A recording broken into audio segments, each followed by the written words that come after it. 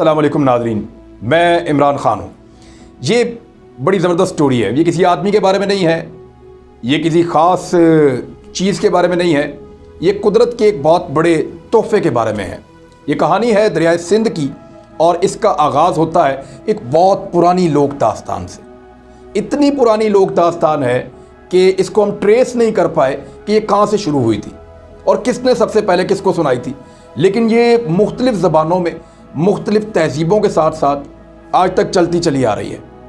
ये इलाका जोगियों का है और ये कहानी जोगियों से जुड़ी है कि जोगी बहुत बड़ी तादाद में इकट्ठे हुए और रियाज़त करते करते वो हिमालय के पहाड़ों तक पहुँच गए। बहुत दूर, आबादियों से बहुत दूर, पहाड़ों के करीब, हिमालय की पहाड़ों की तंग घाटियों के अंदर पहुँच गए।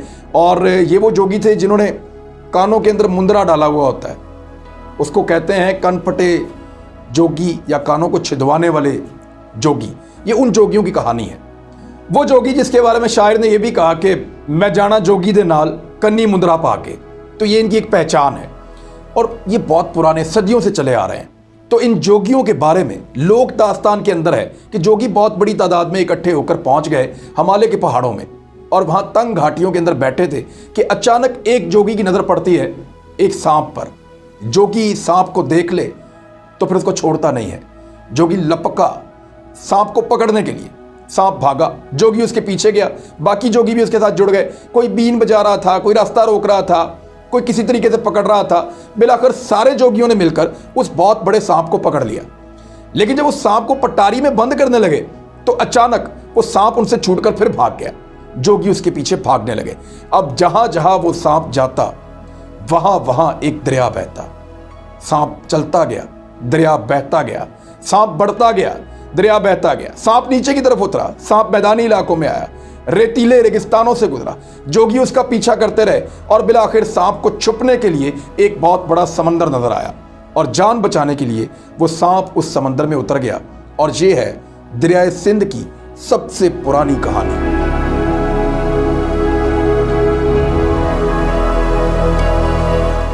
किस्सा को आज भी मुख्तलिफ ज़बानों में ये किस्सा सुनाते हैं और इस किस्से के साथ जोड़ते हैं दरियाए सिंध को। ख़ासतौर पे गिलगित बल्तिस्तान के इलाकों में आपको ये किस्सा सुनने को मिल जाता है। दरियाए सिंध महज एक दरिया नहीं है, ये इससे कुछ बहुत बड़ा है। इसके ऊपर 56 नहरें हैं, यानी दुनिया का सबसे बड़ा नहरी निज़ाम इस दरिया के ऊपर बना हुआ है। और इन नहरों की जो कुल लंबाई है आप सुनकर हैरान रह जाएंगे, वो है 56,000 किलोमीटर। यानी मैं जहाँ पे इस वक्त खड़ा हूँ, यहाँ से अगर मैं पूरी ज़मीन का चक्कर लगाकर, यानी इस तरफ से जाऊं और इस तरफ से वापस आऊं, पूरी ज़मीन का चक्कर लगाकर यहाँ खड़ा हो जाऊं तो लगभग 40,000 किलोमीटर बनता है। जहाँ पे आप खड़े हैं अगर आप किसी भी सिमत से ज़मीन का चक्कर लगा के वापस आएँ तो 40,000 किलोमीटर बनते हैं। लेकिन 56,000 किलोमीटर इसकी नहरों की लंबाई है। इसका पानी नहरों के ज़रिए इतनी दूर तक जाता है और पानी वैसे कहाँ से शुरू होता है वो तो लंबाई और बहुत ज़्यादा बढ़ जाएगी। तो ये जितना एरिया कवर कर रहा है उसका आप अंदाज़ा कीजिए को 33% ज़मीन के डायामीटर से ज़्यादा इसकी नहरों की लंबाई है। इतना बड़ा दरिया है और इसकी कुछ और बड़ी ज़बरदस्त कहानियां हैं।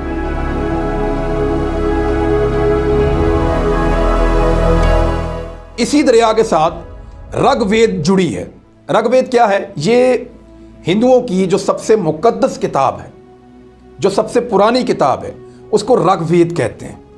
ऋग्वेद इसी दरिया के साथ जुड़ी है और ये ऋग्वेद लिखी थी वैसे आर्यंस ने। इनको आर्याई लोग कहते हैं। आर्यंस के बारे में मैं एक अलग पूरा वीलॉग करूंगा कि ये कौन लोग हैं, लेकिन आप इतना जान लीजिए कि ये सेंट्रल एशिया से आए थे, बुलंद पहाड़ों से आए थे, बर्फानी इलाकों से आए थे, बड़े मजबूत थे, लंबे कद के थे, इनके सफ़ेद रंग हुआ करते थे, ये बड़े मुनज़्ज़म थे। यानी उस दौर में इनके अंदर ब्यूरोक्रेसी का पूरा सिस्टम था। 4500 साल पहले, यानी हज़रत ईसा अलैहिस्सलाम से भी बहुत अरसा पहले, 4500 साल पहले भी बड़े तंजीम के साथ, बड़े मुनज़्ज़म अंदाज में ख़ानदानी निज़ाम इनका था। तो इन्होंने पहले ईरान को तबाह किया और फिर जो आज पाकिस्तान और भारत जिन जगहों पर हैं या तिब्बत तक, ये इन इलाकों में आकर बस गए। यहाँ पे आके इन्होंने जो मकामी तहजीबें थी उनको तबाह कर दिया और यहाँ पे कब्ज़ा कर लिया। और जब इन्होंने आकर दरियाए सिंध को पहली दफ़ा देखा आर्यंस ने, तो ये हैबत ज़दा हो गए और इसके किनारे बैठकर इन्होंने ऋग्वेद लिखी। ये मैंने आपको बताया कि हिंदुओं की सबसे पुरानी किताब है, सबसे मुकद्दस किताब है। और ऋग्वेद में दरिया की तारीफ में बहुत सारे श्लोक हैं। जो इसी दरिया के बारे में, दरिया सिंध के बारे में। ये वाहिद दरिया है जिसकी हिंदुओं ने सबसे पहले पूजा शुरू की थी और इसे अडेरो लाल कहते हैं। ये एक अश्लोक है, मैं आपको सुना देता हूँ। मैंने इसके 1-2 अशार निकाले हैं, अश्लोक जो इसके अंदर ऋग्वेद के अंदर लिखे हुए हैं इसी दरिया सिंध के बारे में। उसमें लिखा है कि हमेशा रवा दवा सफ़ेद झाग उड़ाते शफाफ चमकते पानियों वाला सिंधु दरिया, तेरा बहाव सरकश है और कृष्माती घोड़ों की तरह तुंदो तेज है, और तेरा रूप ऐसा है जैसे कोई खुश जमाल हसीना। ऋग्वेद में एक और जगह पे दरिया सिंध की अजमत को कुछ इस तरह उन्होंने बयान किया कि जल देवता तेरे शायान शान इस्तकबाल के लिए 7-7 नदियों को तेरी पेशवाई में हाजिर रखता है। यहां से आप अंदाजा करें कि ऋग्वेद जब लिखी जा रही थी तो आर्यंस कितने तेज थे और कितना ज्योग्राफिया को समझते थे कि उनको पता चल गया था कि 7 बड़े दरिया जो हैं वो इसके अंदर गिर रहे हैं। और ये अभी भी ऐसा ही है। ये साबित होता है आज भी कि आर्यंस ने उस वक्त जो लिखा वो उनका मुशाहिदा बहुत अच्छा था। देखिए, जो पुराने ज़माने के लोग थे आज से 4-5 हज़ार साल पहले, उनके लिए सारी दुनिया उनको लगता था यही है जहाँ पे वो रहते हैं। वो अमेरिका को, यूरोप को, अरब को, बाकी मुल्कों को नहीं जानते थे। तो उनको लगता था कि दरियाए सिंध के किनारे जो बहती है यही ज़िंदगी है, यहीं से इंसान रहते हैं और कहीं दूसरी जगह पे किसी और तरह के इंसान मौजूद नहीं है। वो तो फिर बाद में आके अगली सदियों में उनका वास्ता पड़ा बाहर से आने वाले लोगों से, वो खुद गए तो उनको पता चला कि दुनिया और भी जगह पे है। तो उस दौर तक उनको लगता था कि पूरे एक आलम को यही एक दरिया सैराब करता है। दरिया सिंध को आर्या के लोग दौलत की बख्शिश करने वाला दरिया ख्याल करते थे। आर्या इसे सपत सिंधु यानी 7 दरिया भी कहते थे।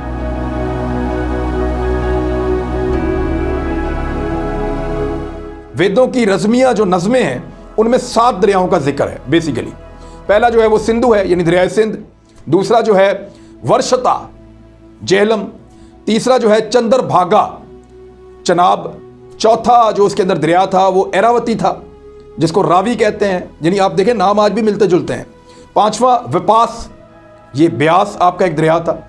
छठा जो था वो शूतद्री सतलुज, ये भी मिलता जुलता नाम है।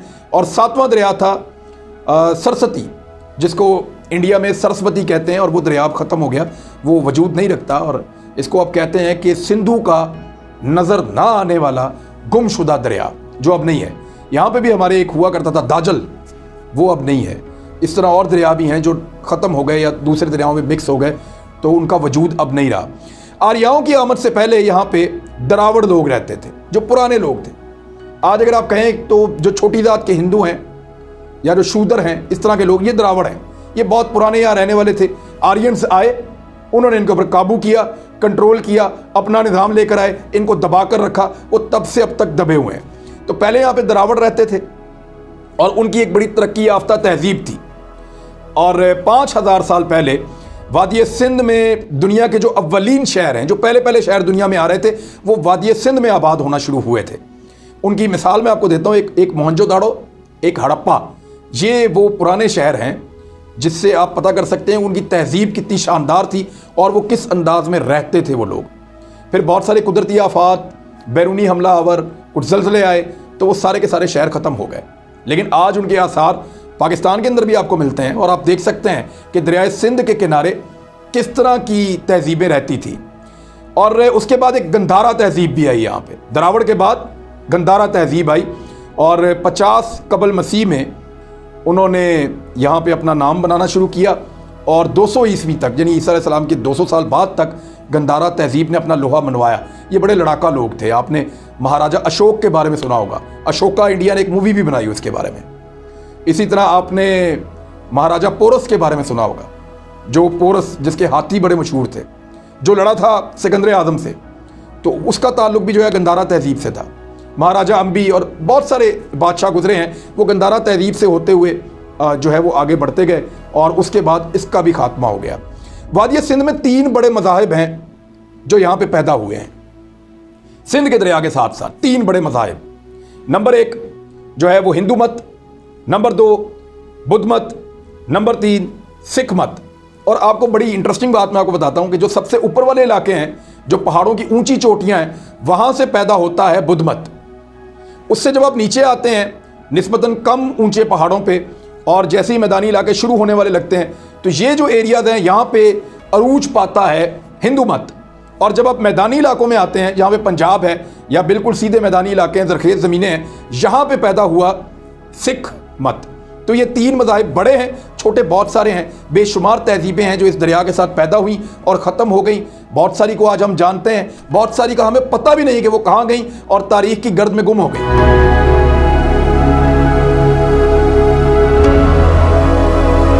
इस दरिया में एक बड़ी अच्छी बात यह हुई कि जब इस्लाम यहाँ पे आया तो इस दरिया के करीब और आसपास जितनी आबादियाँ थीं, उन सब ने इस्लाम को फ़ौरन कबूल किया, इसको हक समझा और इस्लाम में दाखिल हो गए। वजह यह थी कि यहाँ पे एक तबकाती निज़ाम था, इस्लाम ने उसको चैलेंज किया, लोग इस्लाम के अंदर दिलचस्पी लेने लगे और मुसलमान होने लगे बहुत तेज़ी से। इसमें औलिया इकराम का बड़ा अहम किरदार था। तो इस्लाम का असर यहाँ पे कितना हुआ, अब आप इससे अंदाज़ा लगाएं कि जहाँ तक दरिया बहता है वहाँ तक मुसलमान रहता है। आज इस दरिया के दोनों तरफ जितनी आबादियाँ हैं उनमें 96% मुसलमान हैं, 4% गैर मुस्लिम हैं। दरिया से निकलता कहाँ से, ये एक बड़ा सवाल है, शुरू कहाँ से हो रहा है। हर दरिया के बारे में ये बुनियादी सवाल होता है कि दरिया कहाँ से शुरू हो रहा है। इसमें बहुत सारे दरिया आके गिरते हैं, मैं बताऊंगा आपको बड़े बड़े दरिया कौन से हैं जो इसमें आते हैं, लेकिन ये शुरू होता है हिंदुओं का एक बड़ा ख़ास इलाका है जो तिब्बत में है। यानी इंडिया से, और हिंदुओं की ये ख्वाहिश है हिंदुस्तान की कि तिब्बत का ये इलाका हिंदुस्तान का इलाका कभी ना कभी बन जाए। जब इंडियंस निकलते हैं तो वो नेपाल से गुजर के लिम्पियाधुरा के करीब से, काला पानी के करीब से वो ऊपर तिब्बत में पहुंचते हैं। यहाँ पे वो नई सड़कें बनाने की कोशिश कर रहे हैं। तिब्बत में जिस जगह पे वो जाते हैं वहाँ पे एक मानसरोवर लेक है जिसको वो अपने भगवान शिव के साथ जोड़ते हैं। मानसरोवर लेक से ऊपर कुछ कैलाश का इलाका है, पहाड़ियाँ हैं, और कैलाश की पहाड़ियों को वो समझते हैं कि यहाँ से उनके मज़हब का आगाज़ होता है और अपने भगवान को उसके साथ वो जोड़ते हैं, उस इलाके के साथ। तो ये जो मानसरोवर लेक है यह एक बहुत बड़ी झील है जिसका नाम मानसरोवर है। इसके 4 किनारे हैं, उन चारों किनारों से एक एक बहुत बड़ा दरिया निकलता है। मशरिक में घोड़े के मुंह से, यानी वहाँ शक्ल ऐसी है जैसे घोड़ा है, मशरिक में घोड़े के मुंह से जो दरिया निकलता है उसका नाम है ब्रह्मपुत्र। ये जो ब्रह्मपुत्र दरिया है इस पे इस वक्त इंडिया और चीन की एक लड़ाई भी चल रही है। ये दरिया चाइना को, तिब्बत को सैराब करता है, चाइना से निकलता है, फिर ये आ जाता है इंडिया में, फिर ये इंडिया की जो साउथ की स्टेट्स हैं वहाँ पे आ जाता है, और फिर ये नीचे आता है और बांग्लादेश में जाता है, और फिर ये समंदर में जाता है। बहुत बड़ा दरिया है।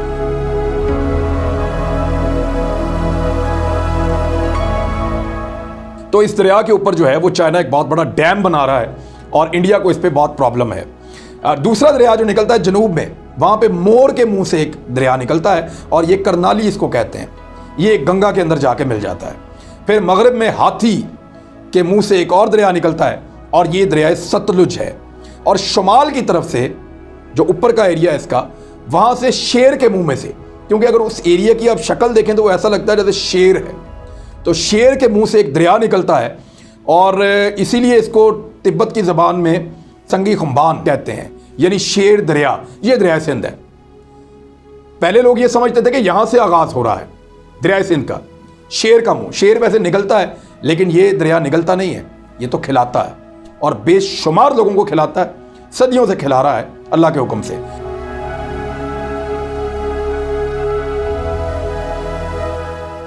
एक जमाने तक लोग यही समझते रहे कि दरिया सिंध का नुक्ता आगाज झील मानसरोवर है, लेकिन 1907 में एक स्वीडन का एक सयाह था जिसका नाम था सेवन हेडन।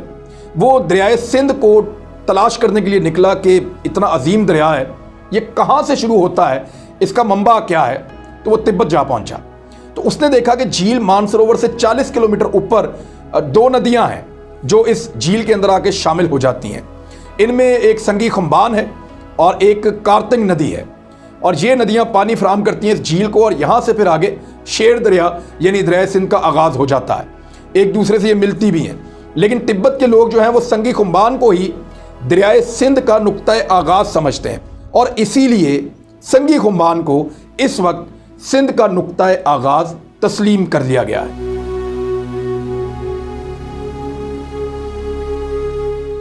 दरिया सिंध एक्चुअली ये नाम आया कैसे?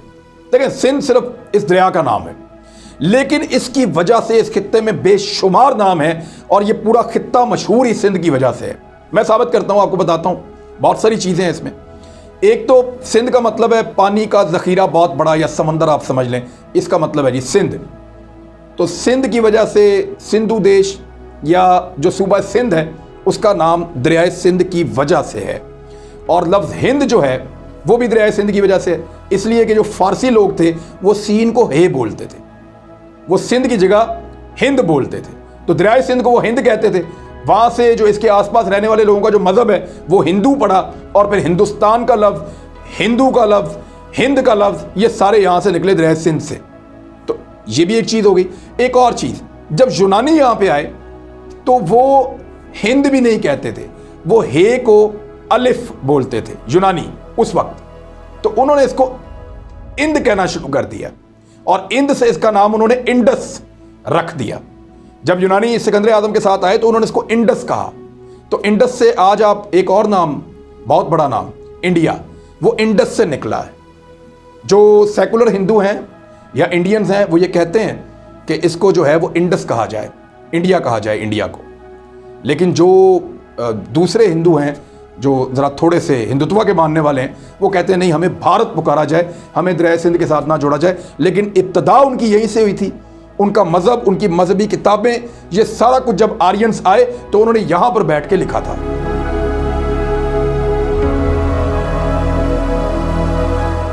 दरियाए सिंध को मुख्तलिफ ज़बानों में लोगों ने और मुख्तलिफ इलाके के लोगों ने मुख्तलिफ नाम दिए। तिब्बत में इसको कहते हैं संगी खुम्बान। अब संगी आप समझें शेर को कहते हैं, खुम्बान जो है वो एक दरिया को कहते हैं, तो वो शेर दरिया उसको कहते हैं तिब्बत के लोग।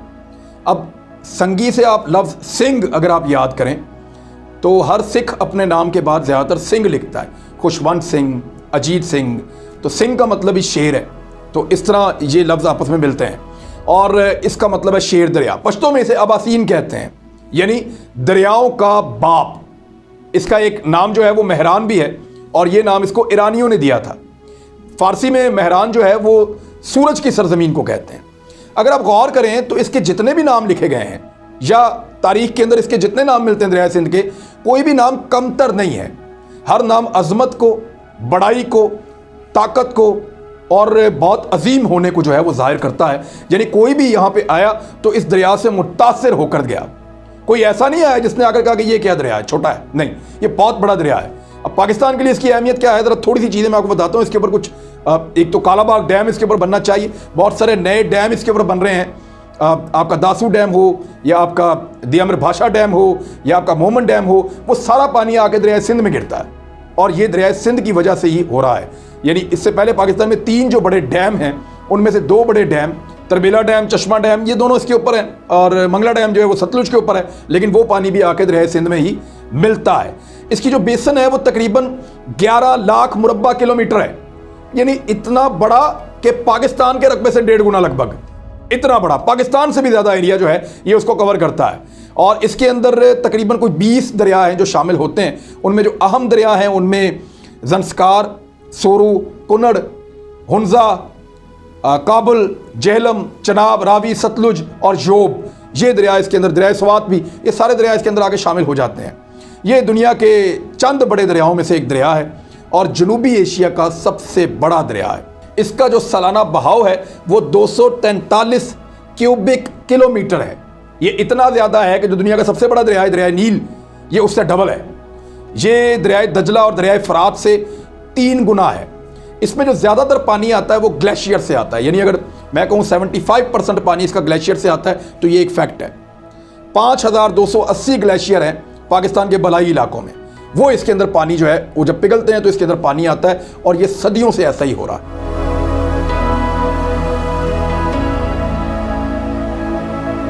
इस दरिया की लंबाई सुन के भी आप हैरान हो जाएंगे, 2000 मील या 3200 किलोमीटर, इतनी ज्यादा लंबाई है इस दरिया की। और पहाड़ी इलाकों से आता है, फिर छोटे पहाड़ों में आता है, फिर ये पोठवार के रीजन से गुजरता है, यानी छोटी पहाड़ियों से, और फिर मैदानी इलाकों में आता है, सहराओं से गुजरता है और समंदर तक पहुंच जाता है। बाज़ जगहों पे ये दरिया आपको पता है कितना चौड़ा हो जाता है, 25 किलोमीटर तक इसकी चौड़ाई हुई है दरिया सिंध की। पहाड़ों में जरा ये गहरा बहता है, तेज बहता है, लेकिन जब ये मैदानी इलाकों में आता है तो फैल जाता है। 25 किलोमीटर तक भी इसका फैलाव है, चौड़ाई है इस दरिया की। यानी मोटरवे पे अगर आप फुल रफ्तार पे गाड़ी भगाएं तो आपको 12-13 मिनट लग जाते हैं इतनी दूर पहुंचने में, जितनी इस दरिया की कुछ जगहों से चौड़ाई है। तो बहुत बड़ा दरिया है, अल्लाह की कुदरत का एक बहुत बड़ा शाहकार है। दरिया सिंध के किनारे में जो रहने वाले लोग हैं उनमें बहुत सारी कहानियां मशहूर हैं। कहानी ये भी है कि अगर एक चारपाई जो है उसकी पूरी रस्सी खोली जाए, जिस पे आदमी सो सकता है, 6 फुट का आदमी जिस चारपाई पे सोता है, उसकी पूरी रस्सी अगर खोली जाए और उसको इस दरिया में डाला जाए तो 7 मरतबा आप रस्सी डालें तो इतना गहरा ये दरिया। मुख्तलिफ कहानियां लोगों ने बनाई हुई हैं। अब ये कहानियां सारी सच्ची नहीं हैं, लेकिन इस दरिया के साथ जुड़ी हुई हैं।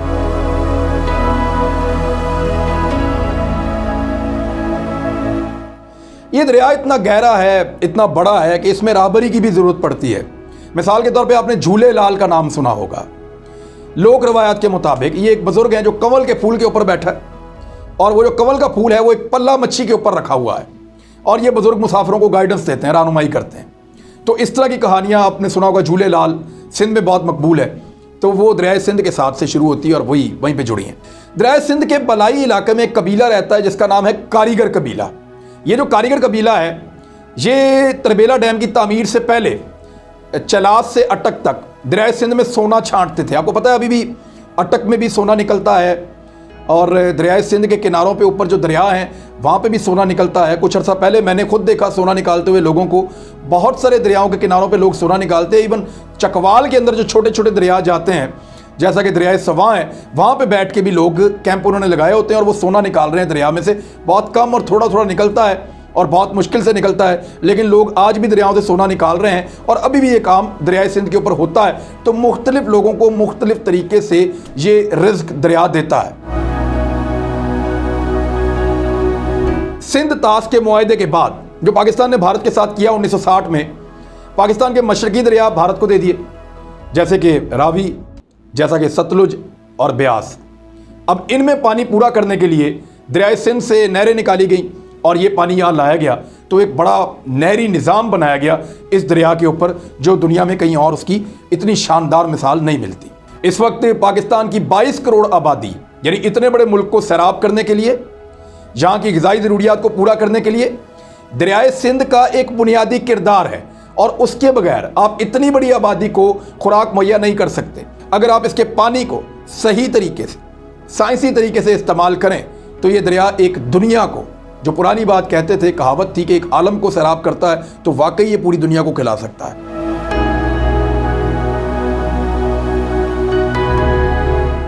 अच्छा, कुछ बात हो जाए दरिया सिंध के अंदर रहता कौन है, आबादी। दरिया सिंध में ऐसे जानवर जिनको जल थैलिए कहते हैं, ऐसे जानवर जो पानी में भी रहते हैं, पानी के बाहर भी आते हैं, यानी मगरमच्छ, कछुआ, घोंगे, ऐसे बहुत सारे। इनकी 25 किस्में हैं। 25 किस्म के ऐसे जानवर हैं जो पानी के अंदर भी रहते हैं और खुश्की पे भी रहते हैं। ये दरिया सिंध के अंदर पाए जाते हैं। 147 किस्में ऐसे जानवरों की हैं जो पानी के अंदर रहते हैं।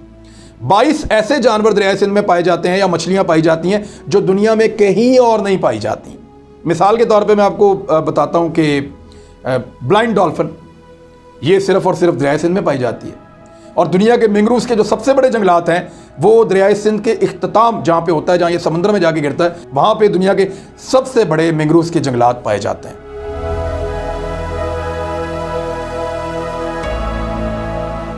अच्छा, इस दरिया के ऊपर एक और बड़ी इंटरेस्टिंग चीज़ है। ये दरिया एक और झील बनाता है जिसको मंछर झील कहते हैं।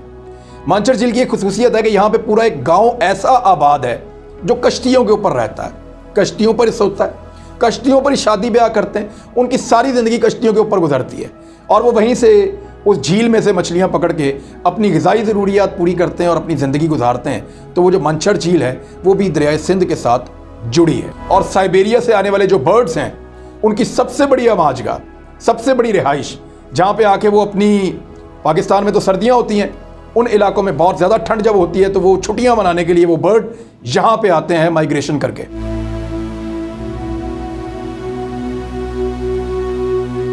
सिंध खाली एक दरिया नहीं है, ये शेर है, और इसका दिल भी शेर की तरह बड़ा है, जो सबको नवाजता है, जो सबको देता है। इसके साथ खाली पानी नहीं बहता, इसके साथ एक तहजीब बहती है, जिंदगी बहती है, लोगों की उम्मीदें बहती हैं। लोग इसके साथ रहते चले आए हैं, इसके साथ अपनी ज़िंदगी बिताते चले आए हैं। इसमें कहानियाँ हैं, इसमें दास्तानें हैं, इसमें हवाले हैं, इसमें बहुत सारी तारीख है। इसने इंसानों का वो अरूज और जवाल देखा जो शायद इंसान भी नहीं देख पाए, और आज इंसान भी अपने बारे में इतना नहीं जानता जितना सिंध जानता है।